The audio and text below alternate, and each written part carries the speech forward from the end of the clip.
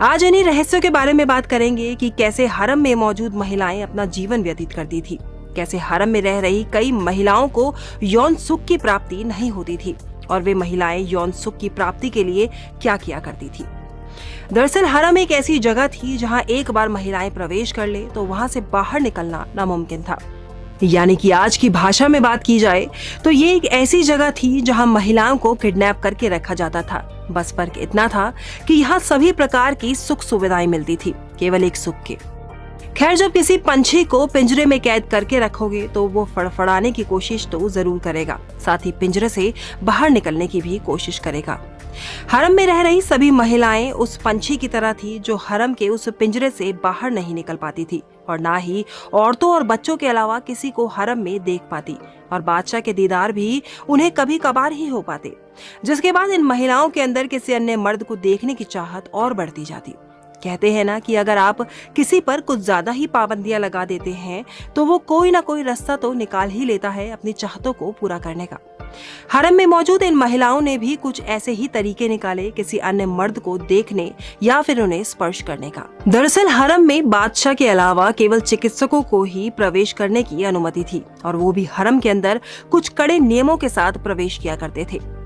हरम में प्रवेश करने से पहले वहां तैनात कुछ हिजड़े इन चिकित्सकों को उनके सिर से लेकर कमर तक एक कपड़े से ढक दिया करते थे, जिसके बाद ये हिजड़े ही इन चिकित्सकों को बीमार महिला के कमरे तक ले जाया करते और जब तक चिकित्सक महिला का इलाज ना कर दे तब तक वो हिजड़े वहीं उस चिकित्सक के पास बैठा करते। कई लेखकों द्वारा उनकी किताब के जरिए ये बताया गया है कि जब एक चिकित्सक हरम में महिला का इलाज करने पहुंचते थे तो वहां एक पर्दा हुआ करता था। चिकित्सक महिला को चेक करने के लिए पर्दे के अंदर हाथ डालते और दूसरी ओर से बीमारी का नाटक कर रही महिला इन चिकित्सकों के हाथ को पकड़कर चूमती और अपने शरीर के गुप्त अंगों से स्पर्श कराती। अब किसी की चाहत को अगर इतना दबाओगे तो वो चाहत मौका मिलने पर उतने ही जोर के साथ बाहर आएगी।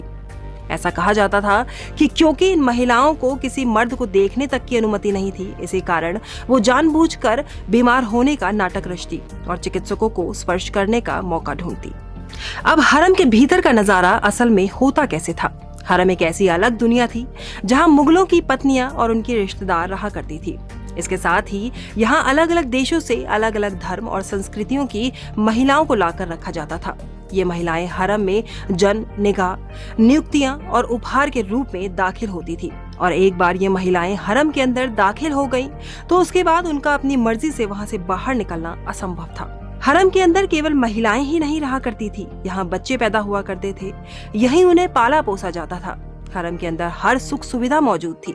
यहाँ सामान खरीदने के लिए बाजार थे, कपड़े सिलाने के लिए दर्जी थे, बच्चों की पढ़ाई के लिए स्कूल थे, खेलने के लिए मैदान थे। यानी कि हरम के अंदर हर सुख सुविधा थी, बस यहाँ की महिलाओं को यहाँ से बाहर निकलने की अनुमति नहीं थी।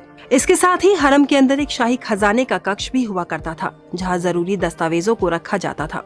कई बार बादशाह यहाँ अपना शाही काम भी किया करते थे ताकि उन्हें ये काम करते हुए कोई भी बाधा ना हो। हरम आकार में इतना बड़ा हुआ करता था कि यहाँ की कई दासियों की उम्र निकल जाती थी मगर वो बादशाह का दीदार एक बार भी ना कर पाते थे। वहीं हरम में मौजूद शाही परिवार की औरतों के लिए हर सुबह कपड़े आते, वो उन कपड़ों को एक दफा पहनती और फिर वो शाही कपड़े दासियों को दे दिए जाते। हरम के अंदर महिलाएं ऐशो आराम भरा जीवन व्यतीत करती, मगर इन सभी सुख सुविधाओं के परे उन्हें यहाँ केवल एक ही चीज की कमी थी, बाहरी दुनिया में खुलकर सांस लेने की। यहाँ तक कि बादशाह की मृत्यु के बाद भी उन्हें हरम छोड़ने की इजाजत नहीं थी।